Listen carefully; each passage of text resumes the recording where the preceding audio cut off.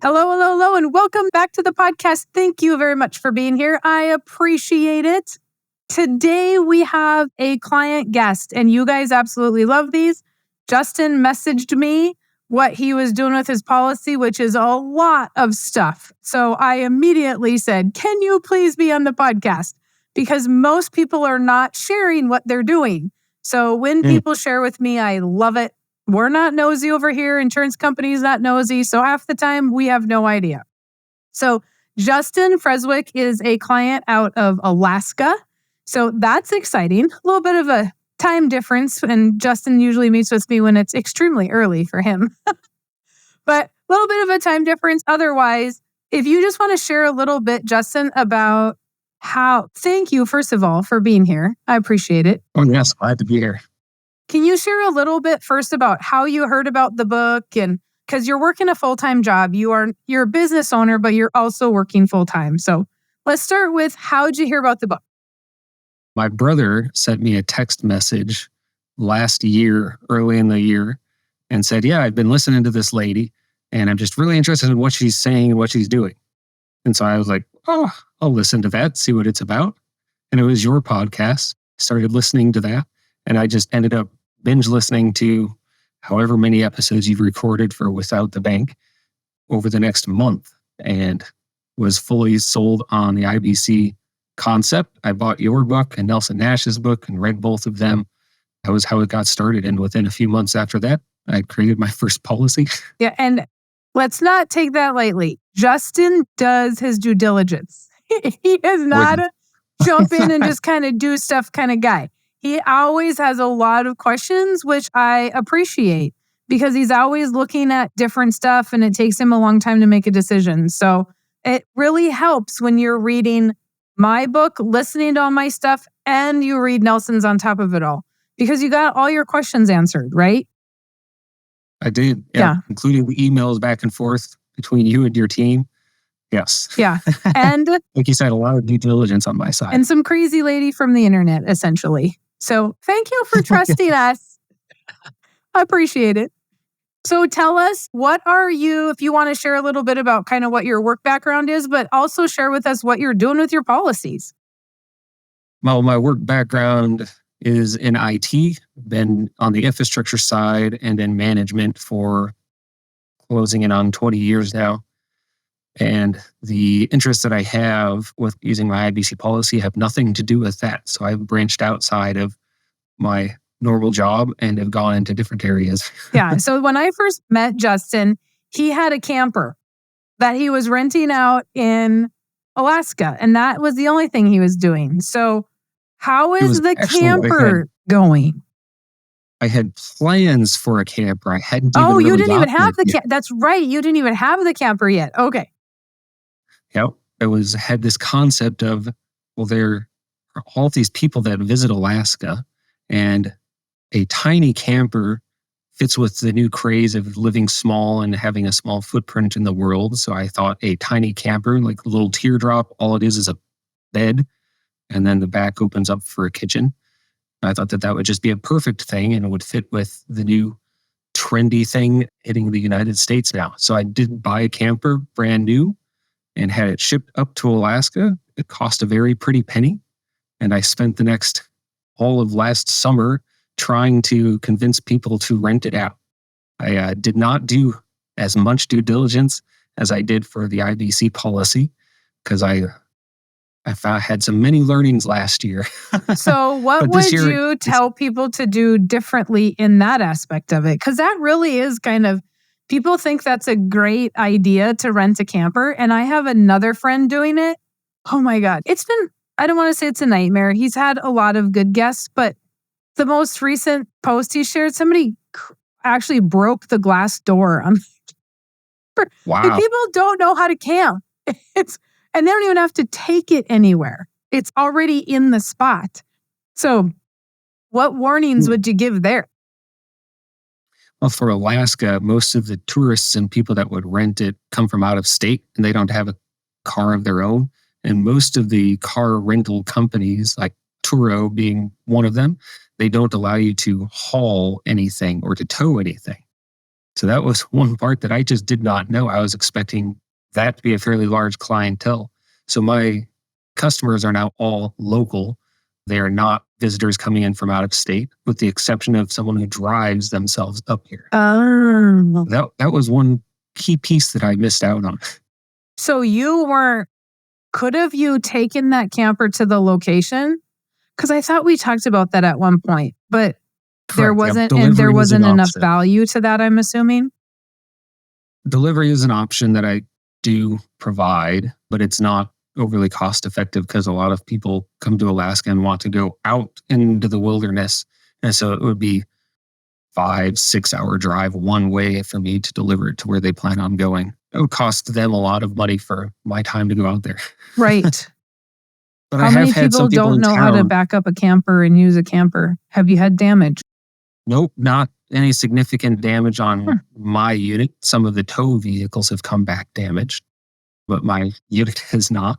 But I've also had some people that just rented here in town, and I did delivery for that as well.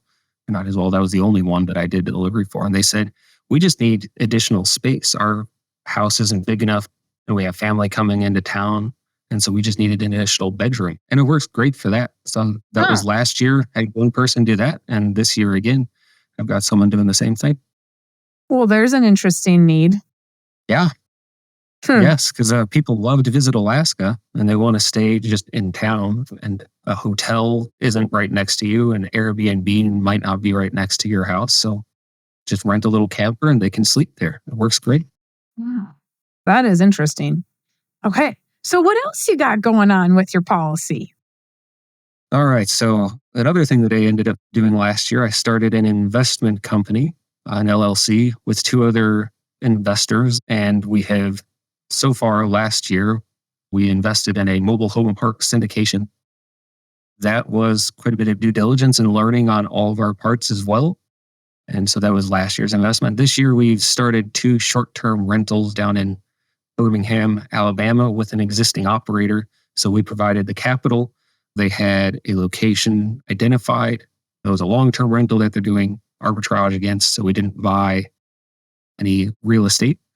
And so they're operating it for us. We are just receiving reports at the end of the month and receiving our deposit on the income that has been made. So that's been a very hands-off income right there. Nice. So how is that going? It started up in April. That was the first time that it was listed and available for use. April, we did not make any income. We actually owed for the expenses.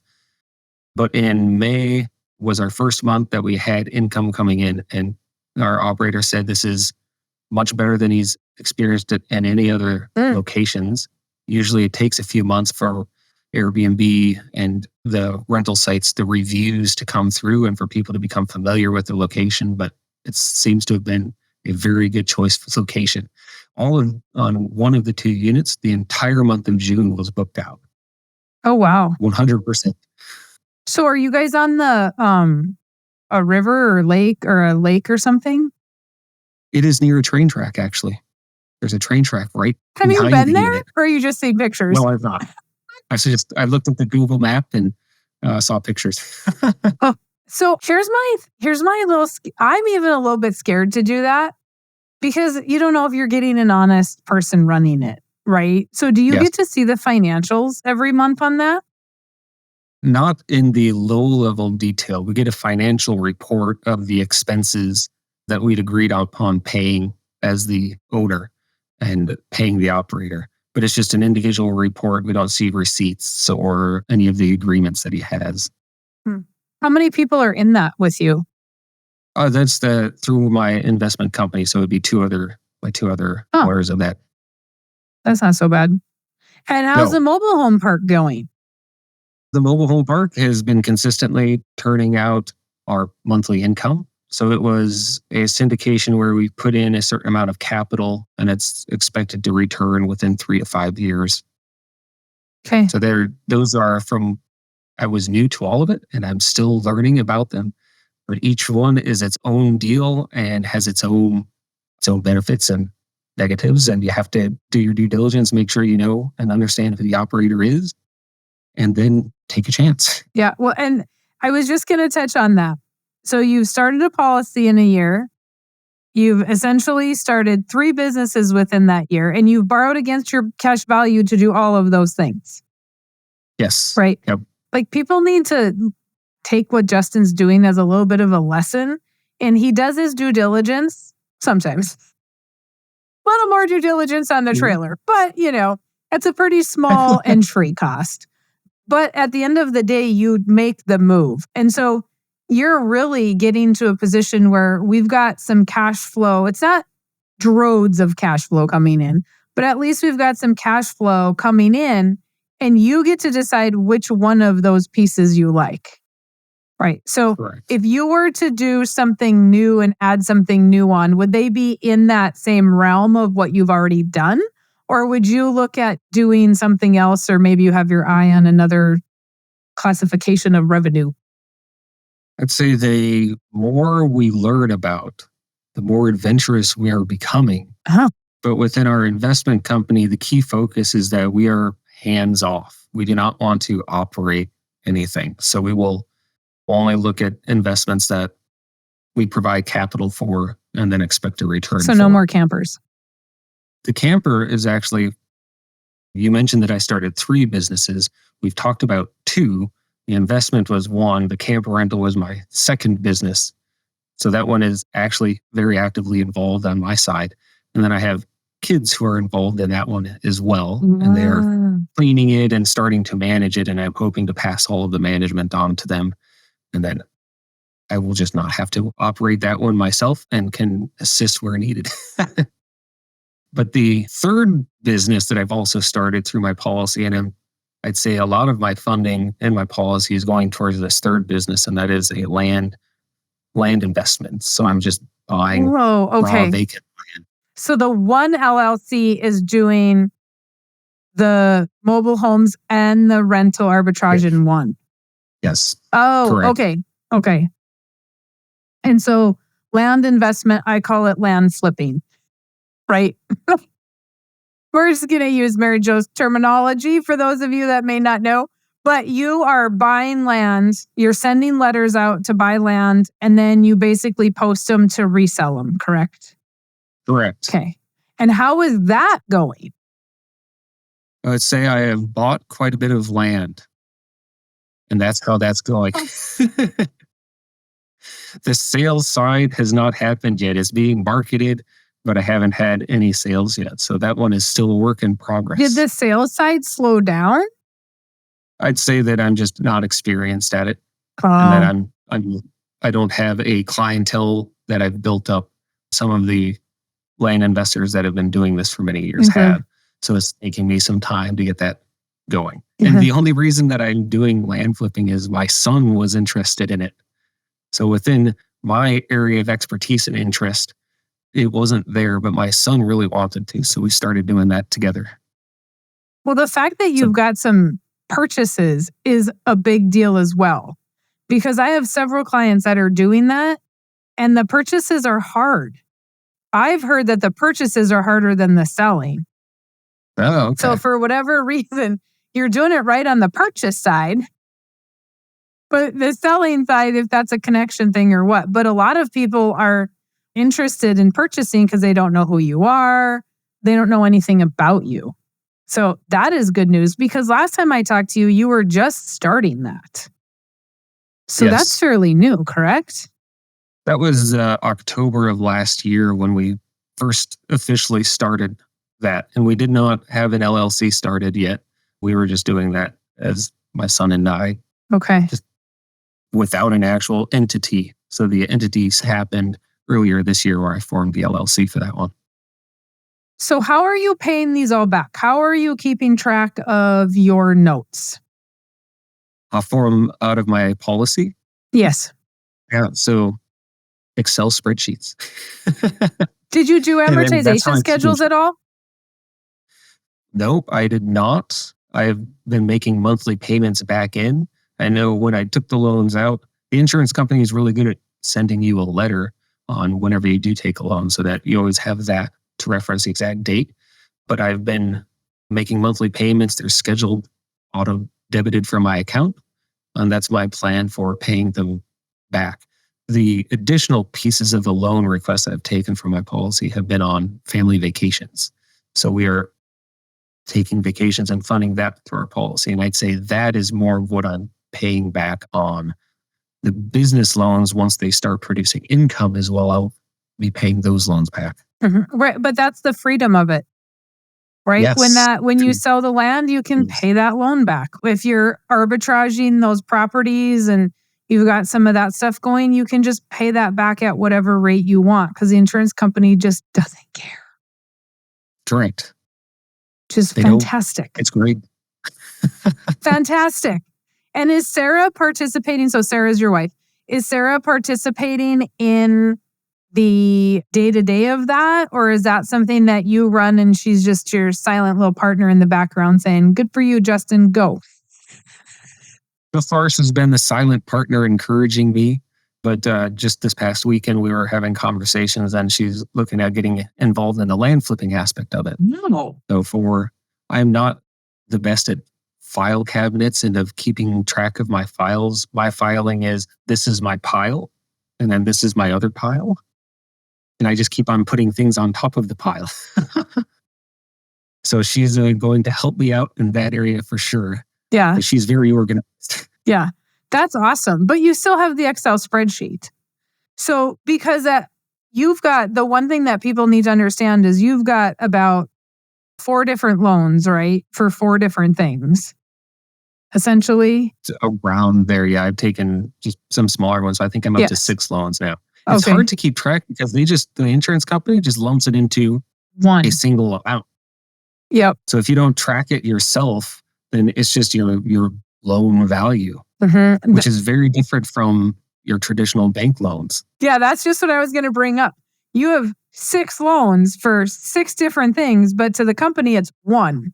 So keeping that Excel spreadsheet, running those amortization schedules are important. So you know where you're at. But then on the payback, you have to know what we're paying it back for so that we know if that arbitrage money is already paid back or if the camper's paid back or if vacation was paid back instead of just randomly throwing money at it. But it's really that's the hardest part is you become the banker. Yes. You become not just taking the loan, but it's a loan against yourself. So you need to make sure they pay that back. Yep. So are there plans to do anything else with it? What are you scheming at now? Oh boy.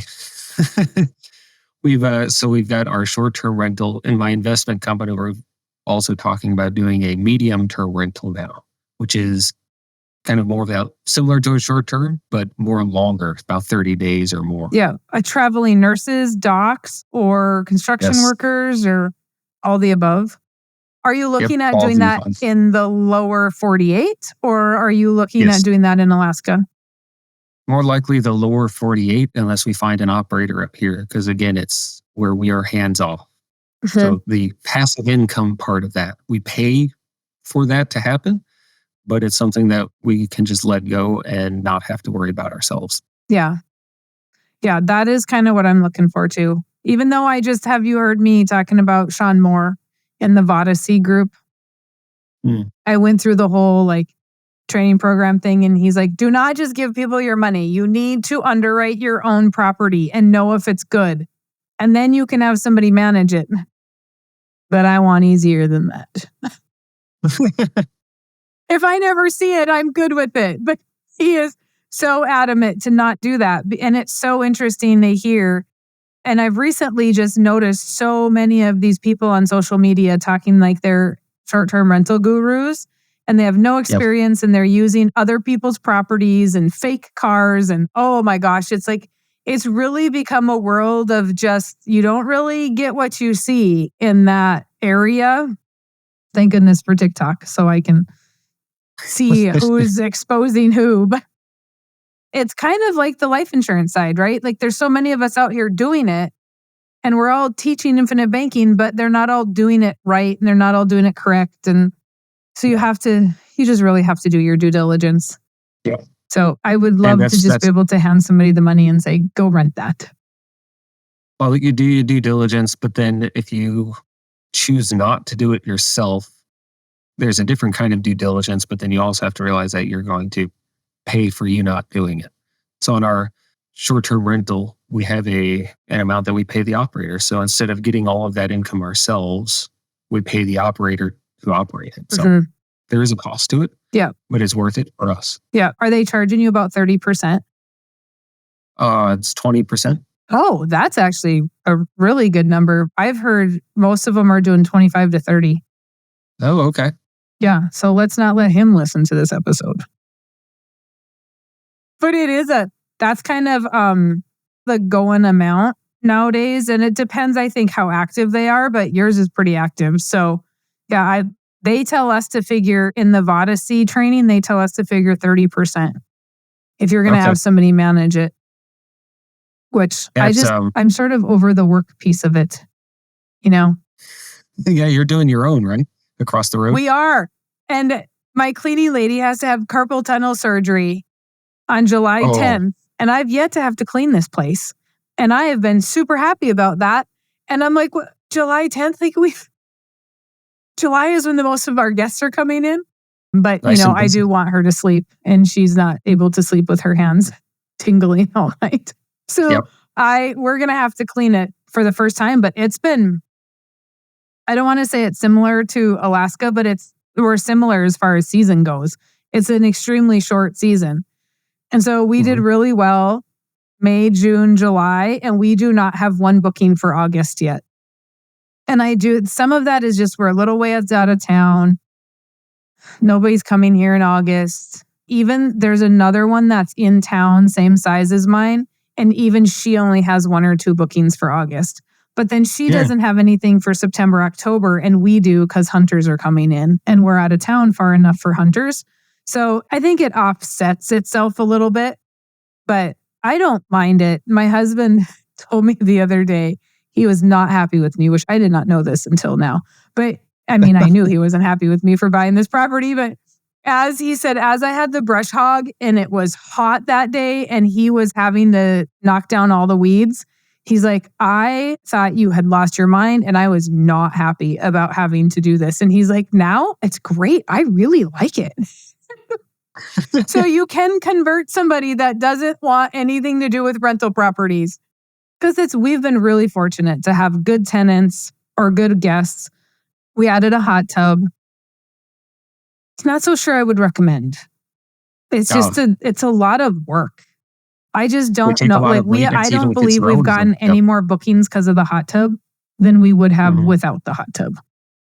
So I don't know. He's constantly having to check the dumb thing. You might have to, we live in the country, so people get out of the hot tub and it's dirty and then they bring rocks back in and we've had to empty it a couple of times after each guest. And typically it'd be nice to let a guest or 2 go, but we've emptied it each time. Everybody can scream at me about that, not emptying it each time. But tell me when your swimming pool is emptied after each person swims, So, so it's been like, that's the only piece of it that I would question if we ever did again. Just because I don't know that that's been worth it. But I haven't tracked the numbers well enough. So let's say in Alaska, we've got certain areas in the state that are long stretches of dirt roads. So I had one rental come back last summer and the camper was just not dusty on the outside. It was dusty on the inside. So dust and dirt had found its way into the camper and all of the nooks and crannies and crevices. So now I've added a stipulation in my advertisement saying, okay, if you take it up to this location, I'm going to charge you extra if it comes back full of dirt and dust. I have trackers in it so I can track where it's at and where it's going. Oh. Which I was another learning. I did not have that when I first started. It sounds like the camper's been the biggest learning experience you've had thus far. And it seems like it should be the easiest. I was expecting it to be fairly simple, but it's been a bit of a good learning curve for sure. And I would have thought other things would have happened, like broken doors, broken windows. They're backing it up into something not all these little nitpicky things. It's Mhm. really the more annoying things that you're like, should have known that. Put a tracker on it. Yeah. How do you Well, handle you the wouldn't. insurance on that thing? So there in camper rentals, there's an insurance company that works with those who are renting their campers out.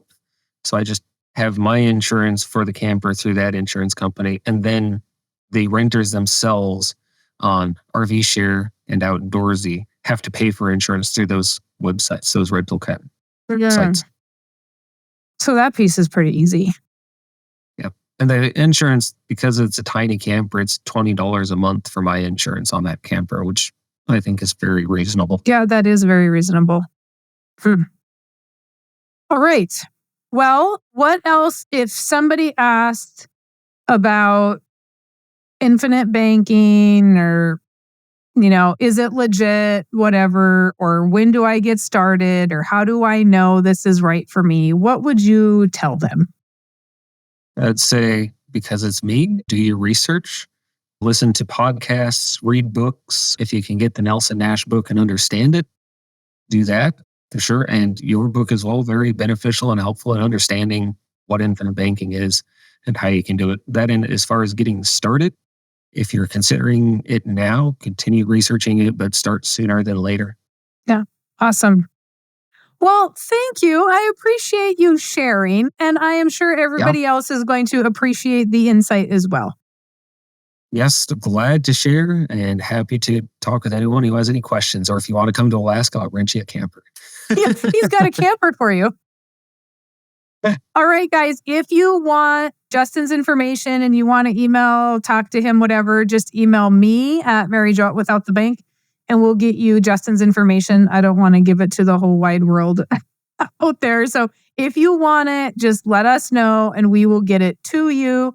But otherwise, you guys know the drill. Go to withoutthebank.com, grab your book, set up your appointment, and we'll go from there. Have a good rest of your day.